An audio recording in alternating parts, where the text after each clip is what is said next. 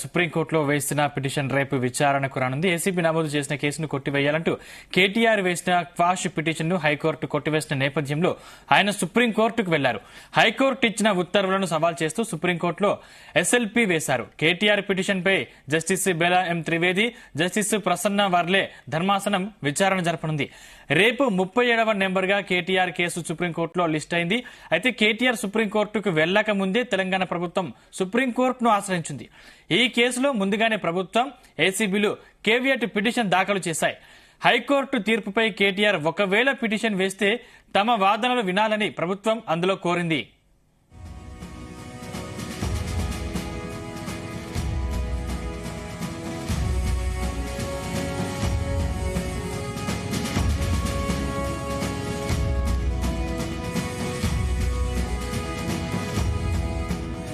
ఇక ఇదే అంశానికి సంబంధించిన మరింత పూర్తి సమాచారం మా బ్యూరో చీఫ్ నరేందర్ అందిస్తారు. నరేందర్.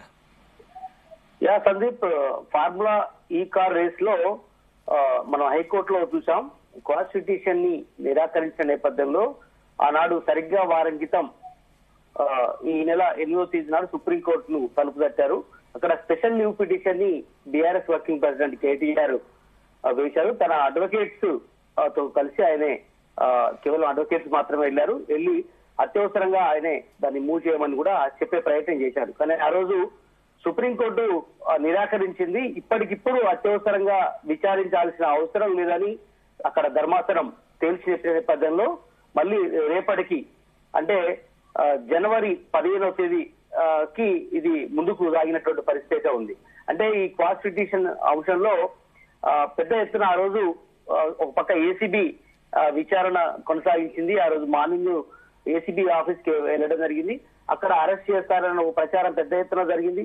దాని తర్వాత ఆ రోజు వెళ్ళిన నేపథ్యంలో కేవలం అడ్వకేట్స్ మాత్రమే రాని పక్కన పెట్టేసి ఇతన్ని మాత్రమే రానివ్వాలి అన్నటువంటి చర్చ పెద్ద ఎత్తున జరిగిన నేపథ్యంలో ఆ రోజు ఆ పెద్ద ఎత్తున కార్యకర్తలు గుమ్ముకోవడం, దాని తర్వాత కేవలం ఆయనతో సంతకం పెట్టించుకొని పక్క పెట్టినటువంటి సందర్భం. అయితే దాని తర్వాత జరిగినటువంటి పరిణామాల నేపథ్యంలో అరెస్ట్ చేస్తారేమో అన్నటువంటి చర్చ పెద్ద ఎత్తున జరిగింది. కానీ ఆ రోజు అరెస్ట్ చేయకుండా ఉండేందుకు ఇమ్మీడియట్లీ అక్కడ కాన్స్టిట్యూషన్ ఎప్పుడైతే హైకోర్టులో కొట్టివేయడం జరిగిందో వెంటనే సుప్రీంకోర్టుకు ధర్మాసనంకు వెళ్ళడం జరిగింది. అక్కడ వీళ్ళు వెళ్తున్నారన్నటువంటి సమాచారం తెలుసుకున్న వెంటనే రాష్ట్ర ప్రభుత్వం కూడా వెంటనే సుప్రీంకోర్టులో కేవేట్ దాఖలు చేసినటువంటి పరిస్థితి కూడా మనం చూసాం, తెలంగాణ ప్రభుత్వం కానీ అదే ఏసీబీ. అందుకనే రేపు 15వ తేదీ నాడు కేటీఆర్ వేసినటువంటి ఏదైతే పిటిషన్ ఉందో ఆ పిటిషన్ 37వ నెంబర్ గా లిస్ట్ అయ్యింది సుప్రీంకోర్టులో. కనుక రేపు దీని మీద ఖచ్చితంగా ఫైనల్ నిర్ణయం జరిగే అవకాశం అయితే కనిపిస్తోంది. అంటే అరెస్ట్ చేయకుండా ఉండేందుకు అవకాశం ఉందా, లేదంటే అరెస్ట్ చేయొచ్చు విచారణ అయితే దాకా అని చెప్పే అవకాశం అయితే రేపు క్లారిటీగా సుప్రీంకోర్టులో తెలియ అవకాశం ఉంది. ఫార్ములా ఈ కార్ రేస్ సంబంధించినటువంటి అంశంలో ఇప్పటికే ఏసీబీ 2 సార్లు పిలిచినటువంటి సందర్భాన్ని మనం చూసాం. మొదటిసారి కేవలం ఆయన వెళ్లిన సందర్భంలో అడ్వకేట్ ని పక్కన పెట్టి కేటీఆర్ మాత్రమే రావాలని చెప్పారు. కానీ అక్కడ నిరాకరించిన నేపథ్యంలో మళ్ళీ తిరిగి వచ్చినటువంటి సందర్భం. కానీ మరి మొన్న చూసాం మనం అడ్వకేట్ లేకుండా రావాలి అన్నటువంటి విషయం చెప్పిన నేపథ్యంలో మరోసారి నోటీస్ ఇచ్చారు. నోటీస్ ఇచ్చిన దానికి ఆయన ఉదయం వెళ్లి సాయంత్రం వరకు కూడా దాదాపు 80-85 క్వశ్చన్లకు ఏసీబీ అధికారులు అడిగినటువంటి ప్రశ్నలకు ఆయన సమాధానం చెప్పారు. కొన్నిటికి ఎస్ అని, కొన్నిటికి నో అని, కొన్ని నాకు ఐడియా లేదనే విషయాన్ని ఆ రోజు ఏసీబీ అధికారుల దృష్టికి తీసుకురావడం జరిగింది. అదే సమయంలో రేపు మనం చూసాం 16వ తేదీ నాడు ఈడీ కేసు కూడా ఉంది. ఈడీకి సంబంధించినటువంటి ఎన్ఫోర్స్మెంట్ డైరెక్టర్ అంటే దీంట్లో డబ్బులు దారి మళ్ళాయి అన్నటువంటి అంశం, అలాగే విదేశాలకు వెళ్లి ఆ డబ్బు వైట్ మనీగా తెచ్చుకున్నారు అన్నటువంటి విషయం మీద కూడా కేటీఆర్ మీద ఆరోపణలు ఉన్నాయి. ఈ ఆరోపణలన్నిటి మీద కూడా రేపు అంటే ఎల్లుండి దాని మీద విచారణ జరుగుతుంది ఈడీ. రేపు మాత్రం సుప్రీంకోర్టులో ఈ క్వాష్ పిటిషన్ ఎప్పుడైతే హైకోర్టులో కొట్టేశారో దాని మీద అరెస్ట్ కాకుండా ఉండేందుకు కేటీఆర్ సుప్రీం తలుపు తట్టిన నేపథ్యంలో అక్కడ రేపు 37వ నెంబర్ గా లిస్ట్ అయింది. దీని మీద రేపు విచారణ జరిగే అవకాశం ఉంది. దీని మీద ఎలాంటి నిర్ణయం జరుగుతుంది అనేది కూడా మనం చూడాలి. ఇప్పటికే ఏసీబీ వాళ్ళు కేవేటు పిటిషన్ దాఖలు చేయడం ప్రభుత్వం కూడా ఉన్న నేపథ్యంలో ఖచ్చితంగా గవర్నమెంట్ ముందే వెళ్ల నేపథ్యంలో ఈ పిటిషన్ మీద ఖచ్చితంగా వాదోపంద వాదనలు వినే అవకాశం అయితే ఉంది.